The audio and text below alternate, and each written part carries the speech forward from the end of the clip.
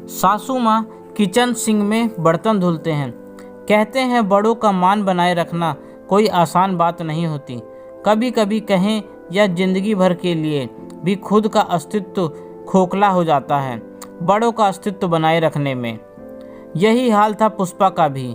बड़ी बहू बनकर आई थी जब से तब से लेकर कभी भी सास को पलटकर जवाब नहीं दिया था। ऐसा नहीं था कि ससुराल में सब कुछ उसके ही मन मुताबिक चलता था, बल्कि उसने ही उन हालातों में जी लेने का समझौता कर लिया था। ये उसकी अपने ही मायके में विरासत में मिली सोच थी कि वह जवाब देना कुसंस्कार समझती थी। जब झेल लो सबकी गलतियां मुस्कुराकर कबूल कर लो कि अलबेली समझ और सोच से वह रिश्तों को निभाती गई। कुछ ही सालों बाद पुष्पा के देवर देव की शादी हुई। देव की बीबी संजना पुष्पा के सोच और संस्कारों के ठीक उलट थी। खुद की गलती है तो कबूल करो, वरना क्यों अपने मोती जैसे आंसू को किसी के कारण फिजूल करो। इसी ख्यालात से जी रही थी संजना। बड़ी बहू पुष्पा के जेवर जहां पहले ही दिन से सास की अलमारी का मोल बढ़ाने लगे, वहीं छोटी बहू संजना ने कहा, सासू माँ क्यों आप बुढ़ापे में इन जिम्मेदारियों का बोझ लेना चाहती हो। ना नज़र चलती आपकी और ना हाथ पैर। 2 पैसे की चीज़ होती तो थमा देती मैं आपको, मगर आप भी जानती हैं ना, सोना भी चाहता है कोई दुरुस्त ही चौकीदार। पुष्पा भी दांतों तले उंगली दबा गई, अंदाज ए देवरानी देखकर, जो सासू माँ हमेशा समझाने की ही ज़रूरत समझती थी छोटों को, कभी खुद को कमतर ना समझती थी।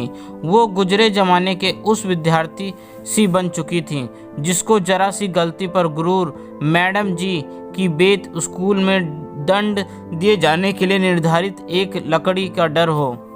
एक दिन बड़ी मुश्किल से पुष्पा ने अपनी देवरानी को रोटी बनाने के काम में उलझाया कि तभी सासू माँ भी रसोई में चल दी। मुंह में पान की तरह कभी इधर कभी उधर लपटा रही थी और अचानक फिर सीख में ही हाथ धोना और कुल्ला करना शुरू कर दिया। छी छी, ये आप रसोई में लगे सीख को बाथरूम के पास लगे वॉशरूम की तरह क्यों इस्तेमाल करती हो मम्मी जी। वहीं पर हाथ धो देना दातुल करके कुल्ला करने लगते हो। क्या रसोई और बाथरूम का अंतर भी नहीं समझ पाते हो। देवरानी जी गैस और रोटी पर से नज़रें हटाकर तुरंत फिनाइल और नमक का डिब्बा लेकर सिंक की तरफ मुताबिक होकर बोली, रसोई में एक गृहलक्ष्मी अन्नपूर्णा भी बन जाती है, इसलिए रसोई क्या किसी मंदिर से कम मायने रखती है। और मम्मी जी, जो सबसे समझदार है वही इतनी जरा सी अहमियत रसोई की बुढ़ापे तक भी कैसे ना जान सकी सासू माँ। पुष्पा की देवरानी ने गुस्से के आवेग में ही पूरा जोर सींक पर उजला करने में लगा दिया और थोड़ी देर में सींक पहले से भी नया लगने लगा था। पुष्पा जो उधर रोटियां सेक रही थी गैस पर, आज तेज सी लगने वाली देवरानी की इस खूबी पर नाच कर रही थी, क्योंकि वह भी 2 बातों को लेकर मन ही मन में सास से चिढ़ रखती थी। एक वो जब वह सासू माँ को खाना खिलाकर खुद खाना लेकर बैठती थी तो सासू माँ अपने पूरे गले की सफाई का शोर मचा देती थी।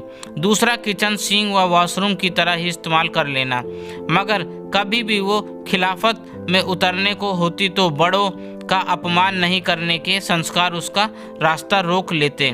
मगर आज देवरानी जी ने सास के साथ ही पुष्पा को भी पूछ डाला था। आपको कभी नहीं लगा क्या जेठानी जी की मम्मी जी को सींक गंदा करने से रोकना चाहिए। पुष्पा ने एक साधारण सा जवाब दिया, देवरानी जी हम सभी बहू बनकर अलग अलग मायके के अलग अलग परिवेश से आते हैं। मम्मी जी का जो परिवेश है उनके आचरण में झलक जाता है, वैसे ही मेरा और आपका है कि आपको जहां गलत के खिलाफ आवाज़ उठाना पसंद है, वहीं मुझे बड़ों की गलती पर सम्मान के पर्दे को उखाड़ फेंकना अनुचित लगता है, फिर चाहे थोड़ी सी तकलीफ खुद को ही क्यों ना झेलनी पड़ जाए। खैर कोई बात नहीं देवरानी जी, सासू माँ की तरफ आप जादू की छड़ी घुमाकर हमको भी बदल डालना खुद की तरह। दोनों ही इस बात पर जोर से हंस रहे थे। आज पहली बार पुष्पा को लग रहा था कि कोई भी स्वभाव गलत नहीं होता, बल्कि जिंदगी जीने का तरीका और जिंदगी के प्रति नज़रिया अलग अलग होता है।